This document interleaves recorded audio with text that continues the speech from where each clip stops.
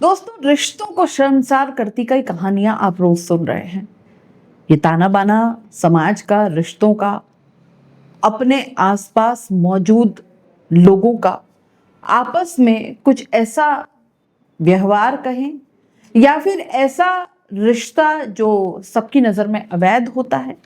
ऐसे रिश्तों की अब भरमार सी आ गई है। कोई रिश्ता अब इनके बीच नहीं आता, कोई इन्हें नहीं रोक पाता, कोई मर्यादा नहीं, कोई शर्मिंदगी नहीं, किसी तरह की कोई रोक टोक नहीं।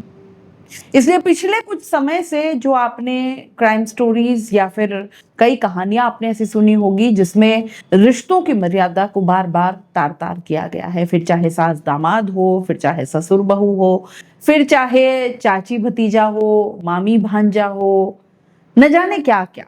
कहने से भी बड़ा एक अजीब सा महसूस होता है क्योंकि हम भारत में रहते हैं जहां रिश्तों की मर्यादा को बहुत ज्यादा, यूं कहें कि बहुत इंपॉर्टेंस या बहुत महत्वपूर्ण माना जाता है।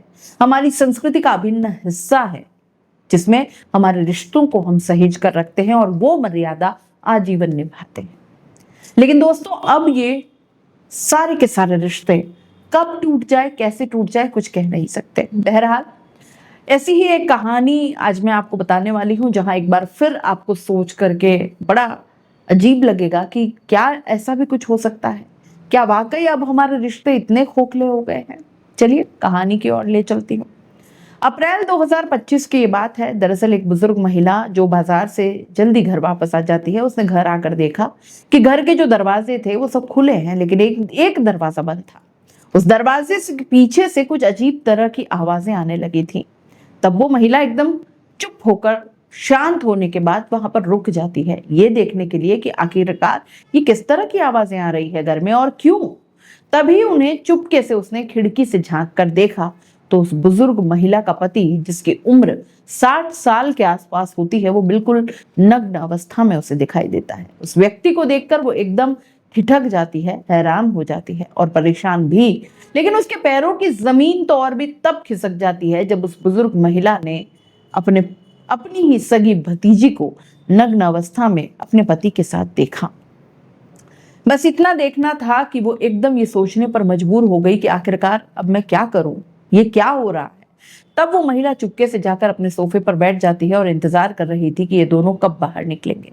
आखिरकार वो दोनों बाहर निकलते हैं और निकलने के बाद उस बुजुर्ग महिला ने उन दोनों का काफी विरोध किया और विरोध करने के बाद सीधा अपने भाई के पास पहुंच जाती है और भाई से कहती है कि कुछ भी हो जाए, किसी भी कीमत पर तुम्हें अपनी बेटी की शादी करनी पड़ेगी, क्योंकि उसकी बेटी की जो उम्र हो चुकी थी वो लगभग 27 साल के आसपास थी। आखिरकार उसके पिता ने लड़की के दिन रात लड़का ढूंढने के लिए मेहनत की और दिन रात एक कर दिया और 1 महीने के अंदर अंदर एक ऐसा लड़का तलाश कर लिया जो कि उसके लिए बिल्कुल फिट बैठता था उनकी नजर में, और 1 महीने के अंदर ही उसकी शादी करा देते हैं। शादी तो हो जाती है, लड़की विदा भी होकर चली जाती है, लेकिन यहीं से एक कत्ल की इबारत लिख दी जाती है, एक बेकसूर की। वो भी ऐसा कत्ल जिसकी गूंज पूरे प्रदेश में फैल जाती है। इस कहानी के माध्यम से दोस्तों आज ये जानने की हम कोशिश करेंगे कि आखिरकार उस कत्ल के पीछे की कहानी क्या थी और कैसे उस कत्ल का खुलासा होता है। नमस्कार, मैं हूं जयश्री नागदा और आप देख रहे हैं क्राइम रिपोर्टर। ये जो कहानी मैं आपको सुनाने जा रही हूं, ये है बिहार के औरंगाबाद की, और एक युवक जिसकी उम्र लगभग कुछ 27 साल के आसपास रही होगी। नाम उसका प्रियांशु कुमार उर्फ छोटू था। 24 जून 2025 को बनारस से वापस आ रहा था, रांची बनारस इंटरसिटी रेलगाड़ी से, और जैसे ही वो नवीनगर रेलवे स्टेशन पर आने वाला था तभी वो अपनी माँ से फोन कर कर कहता है कि माँ, मुझे थोड़ी देर हो जाएगी, इसलिए रेलवे स्टेशन से मुझे घर वापस लाने के लिए, जो उसका गांव था बड़वान, वहां से वापस लाने के लिए मुझे किसी को भेज दो। तभी उसकी माँ ने देखा कि हाँ बेटा रात में आएगा, थोड़ा परेशान हो जाएगा, इसलिए वो मोटरसाइकिल से 2 गांव के ही लड़के होते हैं, एक का नाम सोनू, दूसरे का नाम अनूप, वो पल्सर बाइक लेकर सीधा रेलवे स्टेशन पहुंच जाते हैं और वहां जाकर आराम से इंतजार कर रहे थे कि कब प्रियांशु कुमार उर्फ छोटू आएगा। और जैसे ही प्रियांशु मतलब छोटू आता है, उसे अपनी वो बाइक पर बिठाते हैं और बाइक पर बिठाने के बाद 24 जून 2025 की रात 7:30 बजे के आसपास का ये वाकया था। और इसी बीच में बराबर में एक और बाइक आती है जो कि बहुत तेजी से चल रही थी और तेजी से आने के बाद एकदम से ब्रेक लगाती है। अब जैसे ही ब्रेक लगाया तो वो दो जो लड़के बैठे हुए थे वो पूछते हैं कि भैया पहले नमस्ते करते हैं। नमस्ते करने के बाद पूछते हैं कि हम लोगों को देवराज विद्या एक गांव है वहां पर जाना है, रास्ता नहीं पता है, तो क्या तुम हमें रास्ता बता दोगे। जैसे ही बाइक सवार ने यहाँ पर लड़कों से, जिस 3 लड़कों से प्रियांशु होता है, सोनू और अनूप होता है, उनसे पूछते हैं कि हमें देवराज विद्या जाना है। तो वो कहते हैं कि आप परेशान मत होइए, यहाँ से थोड़ा सा आगे चलेंगे तो 2 किलोमीटर ही दूर है, आराम से आप पहुंच जाना, 2 किलोमीटर की ही तो बात है। जैसे ये गाड़ी, पहली वाली तो रुक ही गई थी रास्ता पूछने के लिए, दूसरी वाली गाड़ी भी रुक जाती है रास्ता बताने के लिए। और जैसे ही रास्ता बताने वाली बात आती है उसके बाद एक बार 7 या 8 गोलियां चलती है, और जैसे ही गोलियां चलती है तुरंत ही ये प्रियांशु कुमार और छोटू को गोली लग जाती है, और उसके बाद यहाँ से वो सब भाग जाते हैं। जो गोली मारने वाले थे वो यहाँ से भाग जाते हैं। अब ये सोनू और अनूप से समझ नहीं पा रहे थे कि आखिरकार अब क्या करें, क्योंकि उन्होंने काफी चीखे चिल्लाए, शोर मचाया, आसपास के लोग भी आते हैं। ऐसी स्थिति में बस तत्काल प्रभाव से हिमांशु को यहाँ से उठाते हैं। नवीन नगर में ही एक मगध मल्टी स्पेशलिटी हॉस्पिटल होता है, वहां लेकर जाते हैं। कहते हैं कि हम लोग ऐसे इस तरह से वहां से लेकर आ रहे थे और एकदम से अचानक बाइक सवार ने रास्ता पूछा और उन्होंने तुरंत ही गोली चला दी। सब हमारी मदद कर दीजिए, हमारे भैया का इलाज कर दीजिए। बस इतना था कि डॉक्टरों ने देखना शुरू कर दिया। गोली लगी थी लेकिन वो तो मर चुका था, अब उसका इलाज कैसे करें। कह सकते हैं कि ये मर चुका था। तुरंत ही जो हॉस्पिटल वाले होते हैं नजदीकी पुलिस स्टेशन यानी कि नवीन नगर को फोन करते हैं, सूचना देते हैं, और जो एसएचओ होते हैं मृत्युंजय कुमार उपाध्याय अपनी टीम के साथ मौके पर आते हैं। एफएसएल टीम, सर्विलांस की टीम यहाँ पर पहुंच जाती है जांच पड़ताल के लिए, ये देखने के लिए कि आखिरकार क्या मामला है। उन दोनों लड़कों से पूछा जाता है, जिसका नाम अनूप होता है, सोनू होता है, उनसे पूछते हैं। सोनू का असली नाम है अमित कुमार। पूछा जाता है कि इतनी गोलियां चलती है 7-8, लेकिन तुम्हें एक भी गोली नहीं लगी, क्या बात है, इसके पीछे का कारण क्या है। अब एसएचओ ने उन दोनों लड़कों से सख्ती से पूछताछ करना शुरू कर दिया। जब सख्ती से पूछा, एक बार नहीं, 2 बार नहीं, बार बार पूछते रहे, लेकिन दोनों लड़कों में जैसे शुरू से ही उन्होंने कहानी बताई थी वैसे ही लगातार ये कहानी बताते चलते हैं। कहते हैं कि साहब हमारा इसमें कोई रोल नहीं है, हमें तो सिर्फ ये कहा गया था कि वो रेलवे स्टेशन से आएगा, रात हो जाएगी, इसलिए उसको लेकर वापस आना है, हमारा बस इतना ही कसूर है। पुलिस उनसे पूछताछ कर रही थी और पुलिस को कई दिन बीतने के बाद भी ऐसी कोई लीड नहीं मिल पा रही थी। आखिरकार अब करे तो करे क्या। आखिरकार पुलिस ने जब प्रियांशु के मोबाइल की सीडीआर निकालवाई तो कॉल डेटा रिकॉर्ड उससे पता चलता है कि इसने अपनी पत्नी को एक ही दिन में लगभग 50 से ज्यादा बार बातचीत हुई थी। 50 से ज्यादा बार बातचीत क्या हुई होगी, बस यही जानना था। अब यहाँ से जो इसकी पत्नी है उसके बारे में पता चलता है कि 45 दिन पहले यानी कि 11 मई 2025 को शादी होती है। लड़की का नाम होता है गुंजा सिंह, जो कि नबीनगर की रहने वाली है। अब उससे पूछते हैं कि तुम्हारी क्या बातचीत हुई थी, तो उसने बता दिया जैसे एक सामान्य पति और पत्नी के बीच बातचीत होती है। तभी पुलिस ने डिमांड की कि जो अपना नंबर है मोबाइल वो हमें दे दीजिए, हमें कुछ देखना है, कुछ पड़ताल करनी है। अब जैसे ही गुंजा से उसका मोबाइल नंबर मांगा जाता है या मोबाइल मांगा जाता है तो गुंजा साफ इनकार कर देती है कि मेरे मोबाइल में कुछ जरूरी चीजें हैं इसलिए मैं आपको नहीं दे सकती। पुलिस कहती है कि पति से भी ज्यादा जरूरी कोई चीज हो सकती है क्या।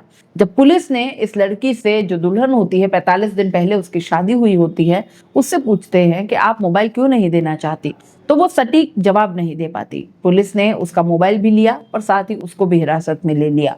2 जुलाई 2025 को आखिरकार पुलिस उसे हिरासत में ले लेती है। अब उससे पूछताछ करती है कि क्या बातचीत हुई थी, शुरुआत से बताओ। तो हर बार वो उसकी नई कहानी होती।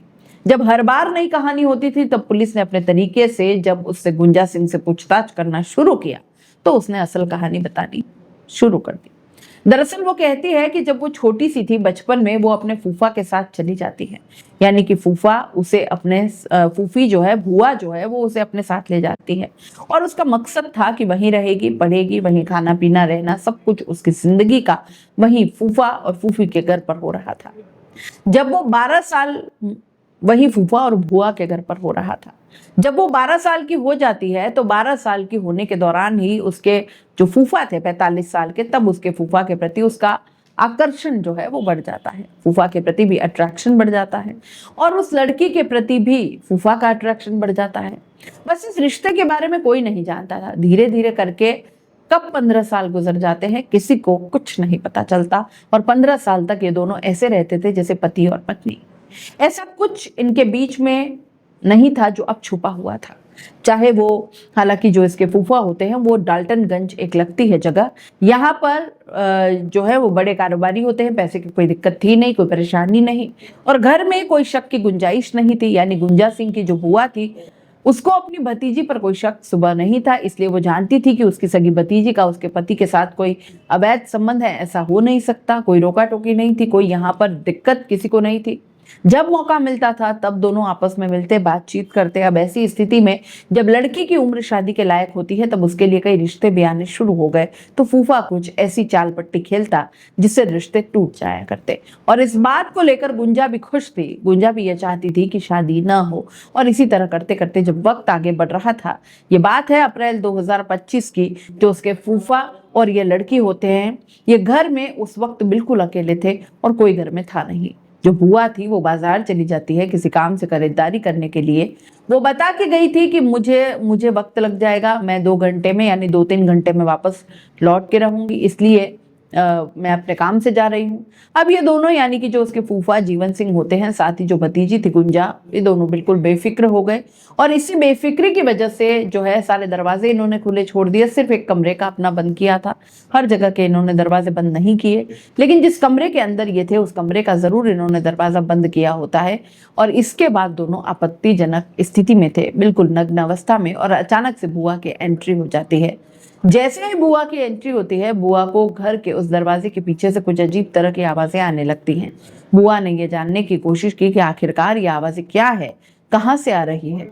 तब उसने अपनी भतीजी को अपने पति के साथ नग्न अवस्था में देखा, दोनों को शारीरिक संबंध बनाते हुए, और इसके बारे में बात करने की कोशिश की तो पता चलता है कि पिछले 15 साल से यह सब ऐसे ही चल रहा था और बुआ बिल्कुल अंधेरे में थी, उसको कोई जानकारी नहीं थी। आखिरकार बुआ अपने भाई के पास जाती है और जाकर कहती है कि किसी भी कीमत पर गुंजा की शादी करनी है और शादी के लिए तुम्हें लड़का ढूंढना है, अब चाहे कुछ भी हो जाए। क्योंकि बहन ने जब अपने भाई से पूरी कहानी ऐसी सुनाई तो भाई को भी लगा कि हाँ, अब शायद बहुत पानी सर के ऊपर से जा चुका है। और समाज में जब किसी को यह बात पता चलेगी तो इसमें रिश्ते में बहुत ज्यादा बदनामी हो जाएगी। लड़की गुंजा सिंह को पूरी तरह से तैयार किया जाता है कि वो विरोध न करे, हालांकि वो शादी नहीं करना चाहती थी, लेकिन बार बार उसका जो फूफा था जीवन सिंह, वो एक बात कहता था कि अगर तुमने किसी और से शादी की तो वो उसे जान से मरवा देगा।